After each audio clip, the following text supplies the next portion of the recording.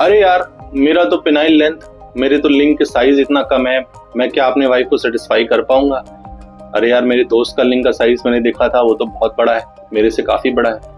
क्या मैं sexually satisfy कर पाऊंगा? क्या मेरी मैरिज सक्सेसफुल हो पाएगी? ये सारे क्वेश्चंस मेरे पास आते हैं सोशल मीडिया पे, यूट्यूब पे। ये सारे क्वेश्चंस मेरे पास लोग डीएम करते हैं और पूछते हैं कि सर मेरी ये लेंथ ये है, मेरे ये प्रॉब्लम है, मेरा लिंक छोटा है। अब मैं आपको एक रिसर्च बताता हूँ जो कि 50,000 पुरुषों में की गई थी बाहर विदेशों में, और उसमें ये देखा गया कि 50 to 55% पुरुष अपने लिंग के साइज से सेटिस्फाई नहीं है।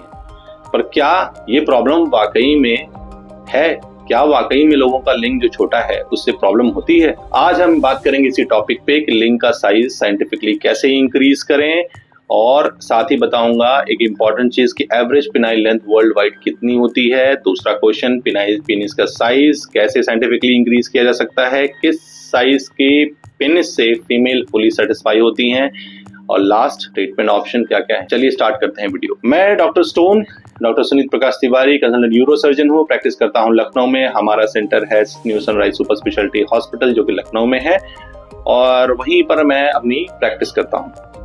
तो आज हम बात कर रहे हैं पिनाइल लेंथ के बारे में। देखिए, पुरुषों में जब बच्चे बड़े होते हैं, 10 साल के बाद, 12 साल के बाद, जब उनकी टीनेज की अवस्था आती है, तो उनके पास आज सभी के पास मोबाइल है, फोन बहुत इजीली अवेलेबल है, आप उसको डिनाई नहीं कर सकते, अवॉइड नहीं कर सकते, सब फोन देख रहे हैं। फोन ने इतना ज्यादा एक्सपेक्टेशन लोगों के दिमाग में भर दिया है, गलतफहमियां भर दी हैं, और साथ ही साथ जो आपके अगल बगल के आपके साथी होते हैं वो भी आपको डिस्ट्रैक्ट करते हैं, वो भी आपको गलतफहमी प्रोवाइड करते हैं।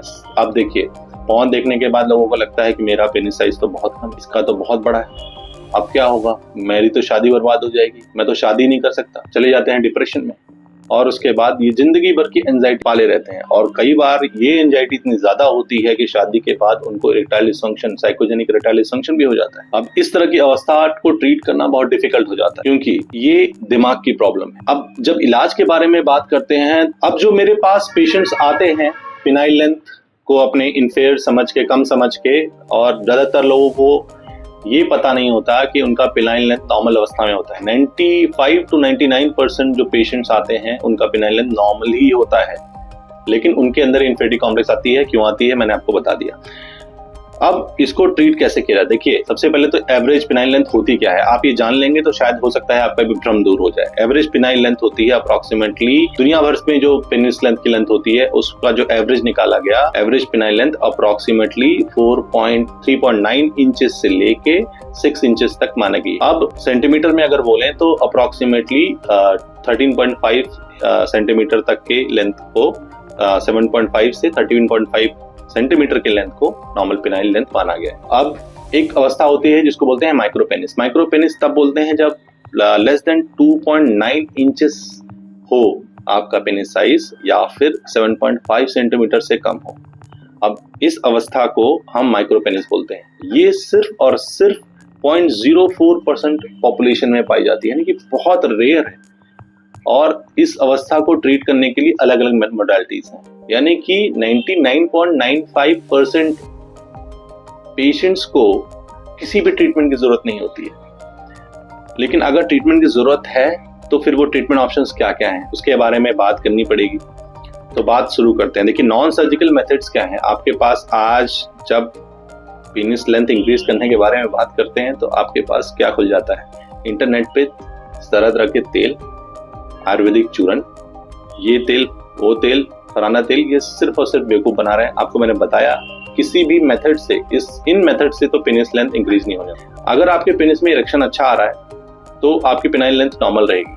अगर इरेक्टाइल डिसफंक्शन के पेशेंट हैं तो आपका लिंक सिकुड़ा हुआ लगेगा, आपको पेनिस साइज कम लगेगा। और आप दवाई खाएंगे और जब उसमें फुलाव आएगा तो आपका पेनाइल लेंथ नॉर्मल दिखेगा आपको। तो दवा खा के आप देख सकते हैं, और अगर आपका इरेक्शन अच्छा होने लगता है तो फिर आपका साइज भी नॉर्मल लगेगा। अब सबसे पहले तो पेशेंट की काउंसलिंग करनी पड़ती है, एंजाइटी को ठीक करना पड़ता है, बहुत सारा समझाना पड़ता है कि नहीं भाई ये नॉर्मल है। तो काउंसलिंग एक सबसे इम्पॉर्टेंट मेथड है जिससे लगभग 80% तक पेशेंट सेटिस्फाई होकर घर जाते हैं, किसी भी ट्रीटमेंट की जरूरत नहीं पड़ती है। अब अगर हम ट्रीटमेंट ऑप्शन की बात करें तो बहुत सारे के सारे ट्रीटमेंट एक्सपेरिमेंटल स्टेज में हैं और किसी का भी कंक्रीट एविडेंस नहीं है, लेवल 1 एविडेंस नहीं है जो ये कहे कि हम पेनाइल लेंथ को इंक्रीज कर देंगे। सिर्फ एक ही मेथड है, वो मैं आपको बताऊंगा लास्ट में। देखिए, स्मॉल पेनिस का एंजाइटी का ट्रीटमेंट के बाद हम बात करते हैं नॉन सर्जिकल मेथड की, जो है पिनाइल एक्सटेंडर्स।